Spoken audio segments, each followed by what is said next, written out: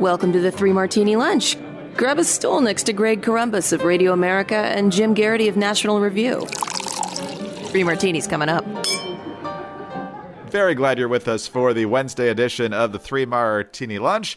We do not have a bad martini for you today, so that's very happy. We have two goods and a crazy. And Jim, if the first one actually comes to pass, as it seems more and more likely that it's going to, that's going to be worthy of a grand celebration. And if you're going to have a grand celebration, you might as well center it around Omaha Steaks. Omaha Steaks are a fantastic sponsor of ours. Grateful to have them. And I'm happy to say they have phenomenal steaks and burgers and chicken and sides. So good.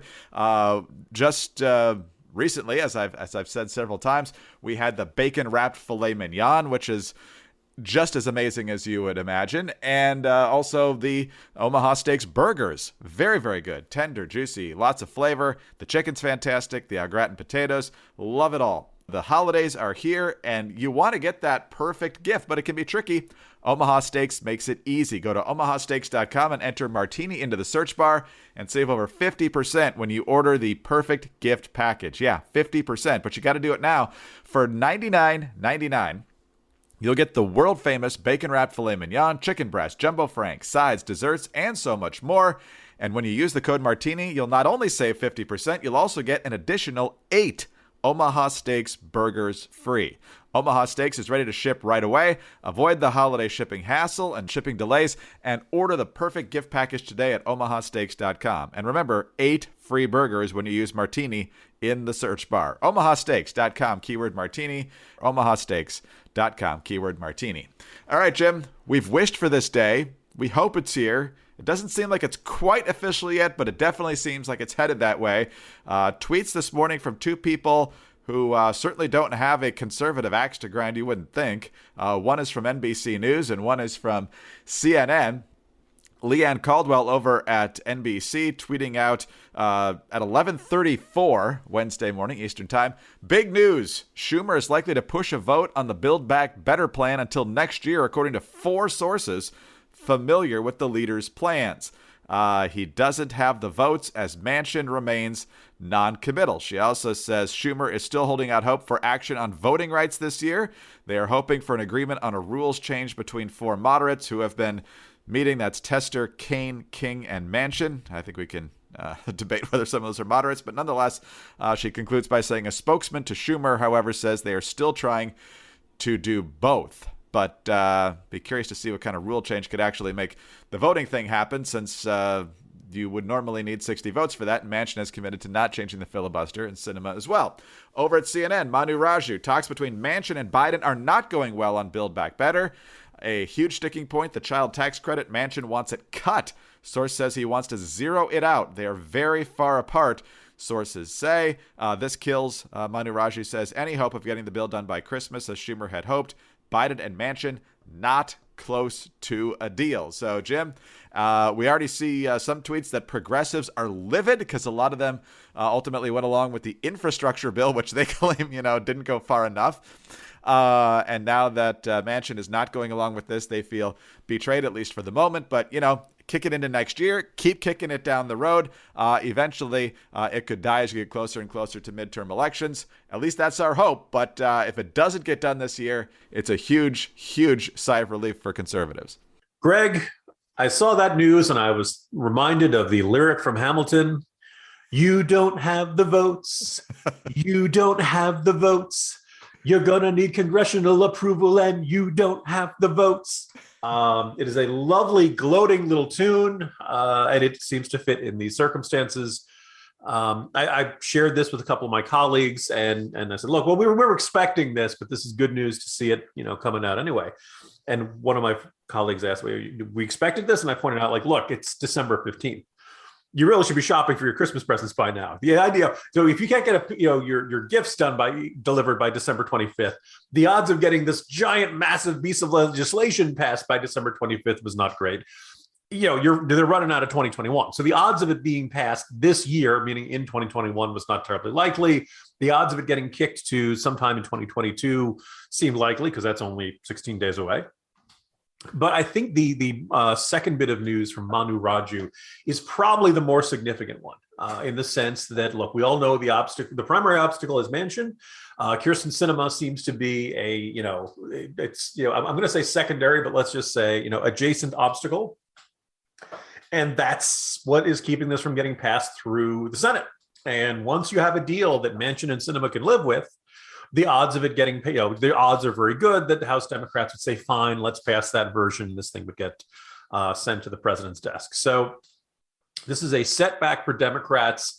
It is an indicator that despite all of the effort, despite all of the pressure, despite all of the lobbying, despite the lunatics chasing Kyrsten Sinema into the bathroom, despite the folks in canoes, waving signs and protesting at Manchin's houseboat, no, they don't have a deal. They aren't close to a deal. And one of my other colleagues made the observation that if they're going to try to bring up the voting rights bill, that's a sign that they're not picking up Build Back Better quickly. Probably not till February, March at the earliest. Now, the interesting thing is going to be, my suspicion is that as the midterm elections get closer and Democrats see that this is going to be a red wave, red tsunami, whichever metaphor you prefer, I think they'll end up passing something.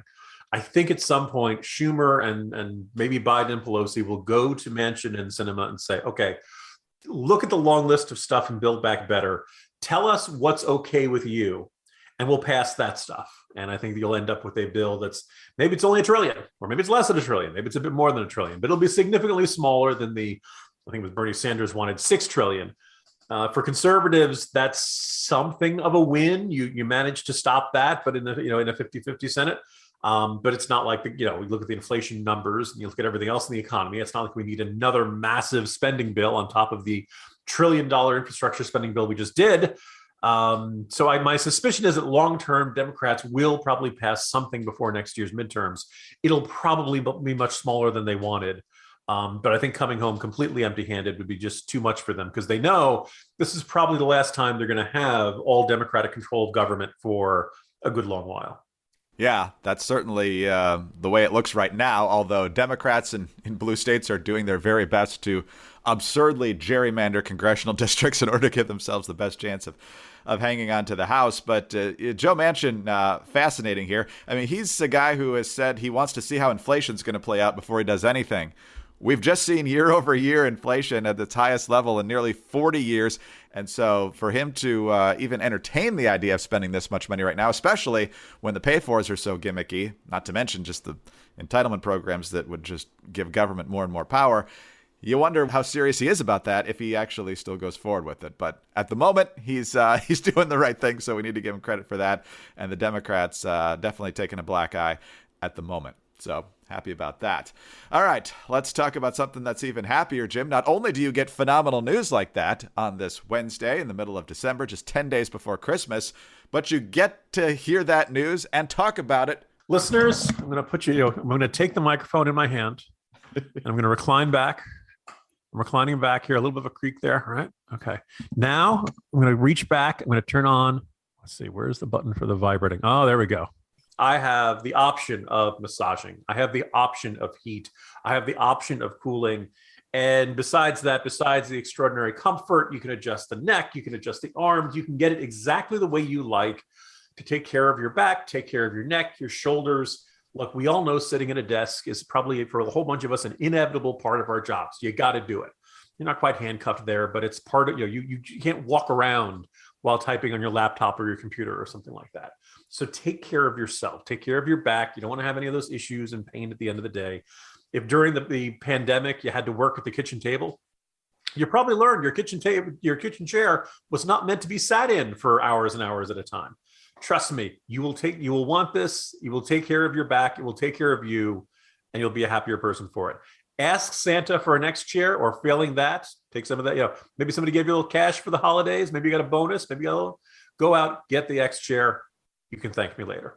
And it's an excellent time to buy the XChair because here is XChair's holiday deal for you. Save $100 off the XChair just by purchasing it through us at XChairMartini.com now. That's the letter X, chair, MARTINI.com. XChair has a 30-day guarantee of complete comfort, and you can finance your purchase for as little as $30 per month. Go to XChairMartini.com and save XChairMartini.com. All right, Jim, let's move to our second piece of good news now, and this is also a very big deal. Biden, when was it? August, September? It's been a while ago that he ordered his vaccine mandate not only for federal workers, federal contractors, but also for employees of private businesses of 100 employees or more. Well, that immediately got taken to court, and so far, I'm pretty sure Biden's lost in every federal court hearing or very close to it. The decisions are not going in his favor. He already pushed it back to January for implementation, so businesses wouldn't get even more harmed by losing personnel right in the crunch of the holiday sales. But now even corporations are saying, I don't think we're going to go along with this. First of all, it was Disney who started to and then backed off. And the latest, Jim, and I think this is significant, especially with Joe Biden, it's his beloved Amtrak. Amtrak issuing a statement saying, look, we've prioritized vaccines. We've pushed it. The vast majority of our people are vaxxed. We think when we include people who have gotten at least one shot, it's 97.3%. It's probably fewer than 500 employees not in compliance. But you know what? We're going to revert to our original vaccine policy. We want people to get vaxxed, but if you don't want to, we're just going to test you and go from there. And so therefore, we're not going to abide by the mandate. Jim, I'm not sure there's a business on the planet that would deal a more personal blow on this policy to Joe Biden than Amtrak. Yeah, I was going to say, he likes to insist people call him Amtrak Joe, which maybe they do call him that. I don't know. I think usually they call him Senator Biden back when he was a senator, or Vice President Biden when he was vice president. He also liked to insist people called him Middle Class Joe. And they did look this up in both LexisNexis and all available newspaper and other archives. The only record of anyone ever calling Joe Biden Middle Class Joe is in him insisting other people call him this. There is no evidence anyone has ever called him Middle Class Joe. Look, I've gotten my booster. I think people should go out and get vaccinated, get boosters. But I really don't like the idea of firing people if they have not gotten boosted or if they have not gotten their vaccines yet. First of all, there is such a thing as natural immunity. People get COVID, their body builds up antibodies. And those antibodies stay in their system for a pretty long while. I just think more broadly, also, I'm not comfortable. I really would either see the government never force you to put something into your body that you don't want, or if, minimize that. And, yes, I understand there are vaccine requirements for kids. It's people generally, at least until Jenny McCarthy came along, generally it wasn't all that controversial. You have your kid, you get him preschool, you take him to the pediatrician. Pediatrician says your child needs these shots. They get the shots, everything turns fine. It's only when Jenny McCarthy is like, no, people, I need an explanation for why my child has autism, and that idiotic article in The Lancet all those years ago. That's what set off at least the modern era of anti-vaccine movements. And now we've got COVID-19. And after telling people for months and months, look, it's going to take several years to create a COVID-19 vaccine, Operation Warp Speed, they managed to get it done in a year. So unsurprisingly, there's some people out there who, even though I think we're now at like more than 200 million Americans are fully vaccinated. I think we're now up to like 230 million or so have, at least one shot. You notice you're not seeing people keeling over in the streets. I got the vaccine, Look, they're safe. But if you happen to have concerns, talk to your doctor. Don't get your advice from a podcast host. And, go out and I prefer everybody to do that. But I don't want to see people getting fired. And it really seems absurd, particularly at a time when our hospitals felt overworked. You had a lot of burnout for a lot of people who work, nurses, doctors, technicians, people who have been working, through the pandemic in life and death situations, day after day, week after week, month after month.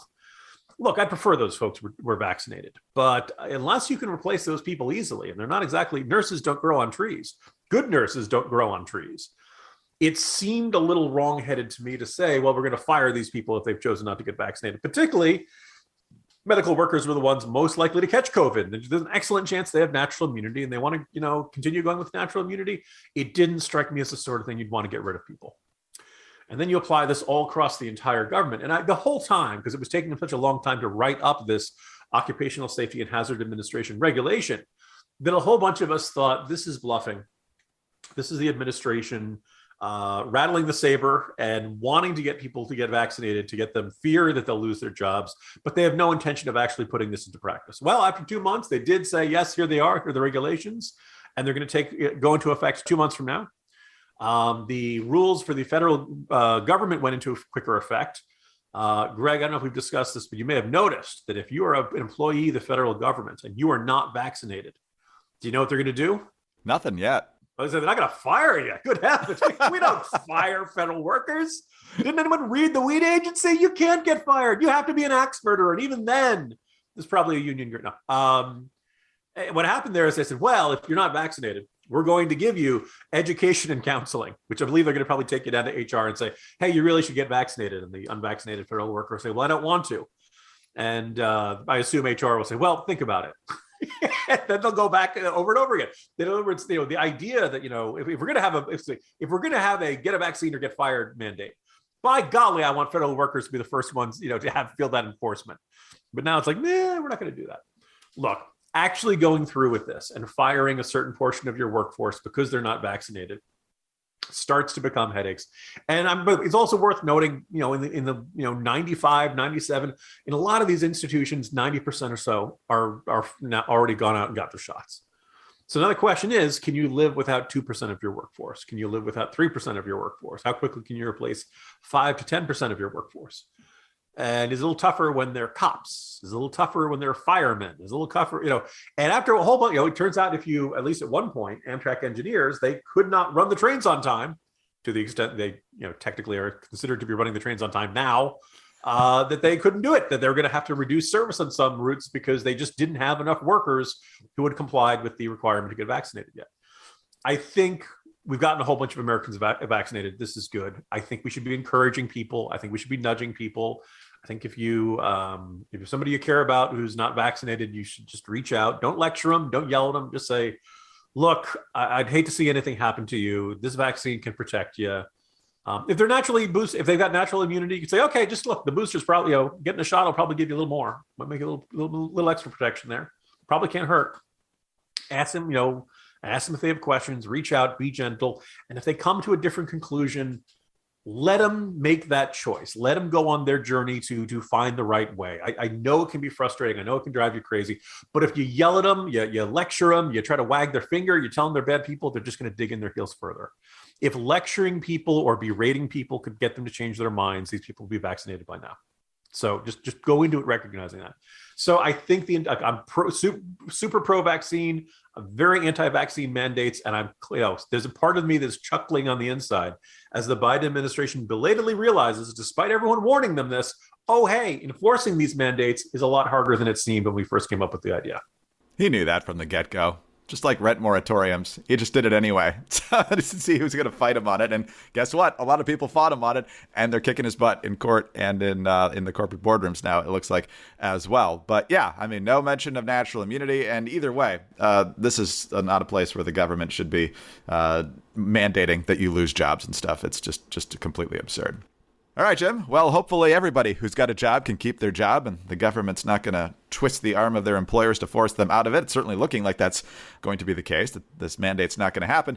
But when it comes to keeping your job and making that money, you obviously want to put some away, invest for the future. That's how you get that wealth to grow and save for retirement and all those other things you need to do, pay for higher education, etc. And one of the best ways to do that is investing in gold and silver. Look, the value of gold and silver has gone up a lot, especially in the past couple of decades, and it's still going up. And so now might be a great time to do it. And if you want to explore that arena, you do not want to go anywhere else than Universal Coin and Bullion. Universal Coin and Bullion is offering our listeners a special locked-in price of just $30 for a beautiful 1-ounce 2021 American Silver Eagle coin, the most popular coin in the world for collectors and investors. This limited offer is available at dealer's cost because Universal Coin wants you to own the first newly designed silver bullion coin since President Reagan signed the Gold Bullion Act in 1985. Call Universal Coin, the leaders in the precious metals industry, at 1-800-UCB-GOLD to get your beautiful U.S. Mint silver coin for only $30. Postage is free, and you'll be dealing with the experts. can't stress that expertise enough. Dr. Mike Fulgens and his team at Universal Coin and Bullion are the best there is. I mean, counterfeiting experts for the government come to Dr. Mike Fulgens for advice on how to do their job even better. You can't get any better than him and his team at Universal Coin and Bullion. He's America's gold expert as assigned by the U.S. government. He's also the 2021 Coin Dealer of the Year. They also have rare gold coins, but the special silver deal only available using our code Martini when you call 800-UCB-GOLD. That's 800-UCB-GOLD. All right, Jim, another day, another crazy martini, another trip to the White House briefing room. Yesterday, we had Jen Psaki talking about how the CBO score was fake because the bill doesn't exist, but you still got to pass it. Well, as we learned earlier today, maybe it's not going to get passed. Certainly not anytime really soon. At least we hope that's the case. Yesterday, the issue came up on rising prices. And Jim, just like so many other issues, there's so many different explanations for why this keeps happening. And of course, it's never the administration's fault. First, it was just, the economy's great because we've got excess consumer demand and everybody's racing to catch up. And so it's just a matter of that. Then it was OPEC. OPEC won't cooperate, so gas prices are higher than they should be. And now meat prices are much higher than they were not that long ago. And Jen Psaki says it's all a matter of the greedy meat conglomerates. Here's what she said. The president thinks the way people across the country, American families, digest inflation is by price increases. And if you look at industry to industry, it's a little different. So, for example, the president, the Secretary of Agriculture have both spoken to what we've seen as the greed of meat conglomerates. Now, Jim, there are large meat companies, if you want to call them conglomerates, I guess you can. I mean, agribusiness is a very real thing, and they control a lot of the industry. But keep in mind, these slaughterhouses and processing plants got crushed last year. So if they're making a little bit more profit now on top of inflation, that's probably why it's happening, to make up for the losses of last year. But the idea that it's not policies from this administration and other factors completely unrelated to the meat industry that are driving these prices up predominantly is absurd. Now, ironically, Greg, at my younger son's elementary school, meat conglomerates is actually the special today. Not very appetizing. It's in this thick, murky, heavy sauce, but they said meat conglomerates. So, hey, sounds terrific. Also, it's probably a very commonly used joke by the time you listen to this podcast, but I don't know about you. I did see meat conglomerates open for corn back in 1997. Meat conglomerates. Not Omaha Steaks, I'll tell you that. They're not one part of the meat conglomerates. So here's as you observe, it's very, if every time the prices go up in a category and the administration insists it's not our fault, it's this big evil corporate conspiracy, and it's all, you think, okay, well, if that's the case, remember when prices went up really, really high? Yeah. Was that a case of big lumber conglomerates working together? Because you may have heard, listeners, that we had our kitchen redone. And by the end of it, because of the price of lumber, it would have been cheaper if we'd made it out of used Lamborghini parts. If that's the case, why are we seeing the same thing with gas? Oh, that's right. It's evil oil companies going up. Okay, let's go to the grocery store. And how about all the other non-stuff that was going up for meat? God, I tried to fill I filled up one grocery bag the other day. It was like $30-some. It was not super duper fancy stuff. And it wasn't meat, ironically, that I was buying that time. If you're seeing prices go up all across the board, then maybe it's not, evil companies working together or something like that. At that point, it's evil vegetable companies too. It's evil cheese companies too. It's every food producer. And at some point, it stops being a secret conspiracy and it starts being, everybody's seeing the same price pressures. Everybody's seeing the same higher costs for labor. Everybody's seeing the higher costs of regulations. Everybody's seeing the same higher costs of transporting goods from one place to another because fuel costs are up. You know what you call that? Inflation. It's not an evil conspiracy. It's the latest rate of lame excuse making. And somebody had this observation about presidencies, particularly when they go 2 terms. Your first group is to use a parallel to the NFL draft. Because yes, folks, it's December and football season. Jim's already thinking about the NFL draft for next year. When a new president comes to town, the folks who he selects are his first-round draft choice. Right? Those are the best. These are the people who are most excited. It's a new president, new era, new opportunity to do big things and get stuff passed. And then after a year or two, you start seeing people moving on. These are high burnout jobs, particularly after the midterms. Midterms usually go bad, and that's when you start seeing people heading towards the exits. Some people hang on for the first term, and then if the president gets reelected, that's when you start seeing a lot of churn. Some folks are going to serve the full 8 years, a couple of cabinet secretaries here and there, but by and large, White House staff, people last in these jobs a couple of years. They're working crazy hours. They're making enormous sacrifices and not hanging around their families. That's what you do. But then like the last 2 years of an 8-year presidency, that's when you see the C team, the D team, and the leftovers. Everybody else is getting ready to try to suck up to the next president. That's when you got the dregs are there. Somebody observed that, like, for Joe Biden, you had the Obama A team, B team, C team, and the folks who are with Biden now are the folks who were really technically the Obama D team or E team, further down from that. That actually these aren't as good as the folks who were in the Obama administration back in 2009, 2010. And I think as you see this kind of spin from Jen Psaki, who had a bunch of positions with the Obama administration, they don't seem super duper competent. They don't seem like the best and brightest. They don't seem like, just in terms of, your political basic blocking and tackling, to continue this football metaphor, they just don't seem that good at what they're doing. And this kind of lame spin and this kind of reflexive defensiveness and excuse making and finger pointing and all that kind of stuff, this suggests that we really are, to paraphrase a former president, Greg, when the Democrats get into office, they're not sending their best. Yeah, Jen Psaki was in the Obama administration. In fact, my favorite picture ever of Jen Psaki is her when everybody's dressed in black the day after the 2016 election, and she's standing behind Obama as he's making his comments in the Rose Garden, and she just looks miserable because Hillary lost. But nonetheless, yeah, there's two factors here, I think. Number one, obviously the administration is not going to accept any responsibility for this, so they're just basically flailing and saying, it's their fault. And the other part is I think there's a war on meat. Because remember, eating beef, of course, is how we're all killing the planet, because we're raising more beef cattle, and their gas emissions, their methane is somehow killing us all. And so not only are we going to supposedly stop eating meat, but we're going to have to kill all the cattle. And just this week, we toyed around with a crazy martini of people suggesting that in the future, if we really want to help save the planet, we got to eat burgers made out of mealworms and maggots. Not happening. End your war on meat and order from Omaha Steaks. There you go. And just to summarize my philosophy on this, you eat bugs. Yes. I'm not eating bugs. If you, I don't know if that's a price. That wouldn't be my first explanation for higher prices, because my attitude is, let somebody out there decides to go vegan. Okay, fine. It's a free country. You go do what you want. They're not buying it. Should be reducing demand and should make the price lower for me. So I kind of like that. Yeah.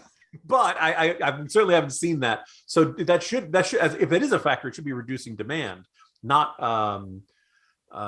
increasing it. So I don't think that's what's going on here, but I'm certainly welcome to hear from meat industry experts about the meat conglomerates. Big meat. All right. on that note, Jim, we will do this again tomorrow. See you then. See you tomorrow, Greg. Jim Garrity, National Review. I'm Greg Corombos of Radio America. Thanks for being with us today.